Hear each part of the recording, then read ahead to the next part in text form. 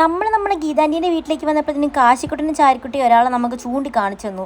ഇവൻ്റെ കണ്ണ് കാണാൻ നല്ല നീല ഓഷ്യൻ കളർ കണ്ണാണ്. നമ്മളെ സ്നോബെല്ല് പൂച്ചയില്ലേ, ഏതാണ്ട് അതിനെ പോലെയൊക്കെ തന്നെ ഉണ്ട്. നല്ല തക്കടുമുണ്ട പൂച്ചയാണ് എന്തായാലും കേട്ടോ. ആൾ കുറച്ച് വീരപ്പനാണെന്നാണ് പറയുന്നത്. എന്തായാലും നമ്മൾ ചാരിക്കുട്ടനോടൊക്കെ ടാറ്റ പറഞ്ഞിട്ട് പോകുന്നു. കാശിക്കുട്ടൻ്റെ വീഡിയോ എടുത്ത് വെച്ചെങ്കിൽ എനിക്കത് എൻ്റെ കയ്യിൽ നിന്ന് ഡിലീറ്റ് ആയി പോയതുകൊണ്ട് എനിക്കത് അപ്ലോഡ് ആക്കാൻ പറ്റിയില്ല ഇതിൽ കേട്ടോ. അപ്പം നമ്മൾ നേരെ സ്വർഗം പാർക്കിലേക്കാണ് പോയത്. ഗൈസ് സ്വർഗം തന്നെയായിരുന്നു കേട്ടോ.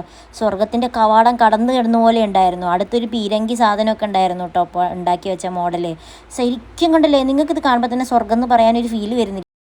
ഫുള്ള് വെള്ളം ആയതുകൊണ്ട് തന്നെ വെള്ളത്തിലേക്ക് നല്ല തക്കടുമുണ്ടൻ താറാവുകൾ എന്തൊക്കെയോ ചെകഞ്ഞു കുത്തി എടുക്കുന്നതും നമുക്ക് കാണാമായിരുന്നു കേട്ടോ. പിന്നെ ഈ ബലൂണിൽ കയറാൻ എനിക്ക് ഭയങ്കര ആഗ്രഹമാണ്. ഞാൻ സായം പ്ലാൻ ഇട്ടിരിക്കുകയാണ് ഇതിൽ കയറാൻ വേണ്ടിയിട്ട്. അതിന് മുന്നേ ആയിട്ട് സായ വേറൊരു സാധനത്തിലേക്ക് കയറി. സായ തുള്ളിച്ചാടി ഇറങ്ങി വരുന്നു, കയറുന്നു, ടാറ്റയൊക്കെ പറഞ്ഞ് പോകുന്നുണ്ടായിരുന്നു. ആൾക്ക് ഭയങ്കര ഇഷ്ടമായി. ഞാൻ അപ്പോഴത്തേനും ഒരു ഓന്തിനെ പിടിക്കാൻ വേണ്ടി പോയിട്ടോ ഗൈസ്. അവിടെ ഓന്തിനെയൊക്കെ നമുക്ക് പിടിക്കാമായിരുന്നു. നല്ല രസമുണ്ടായിരുന്നു. എനിക്ക് ഒരുവിധം ജീവികളൊക്കെ ഭയങ്കര ഇഷ്ടമാണ്. ഞാൻ മുന്നേ ഒരു ഓതിൻ്റെ വീഡിയോ ഇട്ട് നിങ്ങൾ കണ്ടിട്ടുണ്ടാവും കേട്ടോ.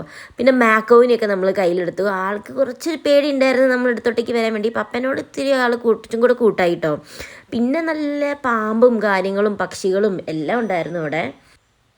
നല്ലോണം കൈയിട്ടിട്ടുണ്ടെങ്കിൽ നല്ലോണം വന്ന് കൊത്തിപ്പറിച്ച് തിന്നുന്ന മീനുകളും നല്ല രസമായിരുന്നു കേട്ടോ. സത്യം പറഞ്ഞാൽ സ്വർഗം പാർക്ക് തന്നെ നമുക്കൊരു സ്വർഗം ഫീല് കിട്ടും ഗൈസ്.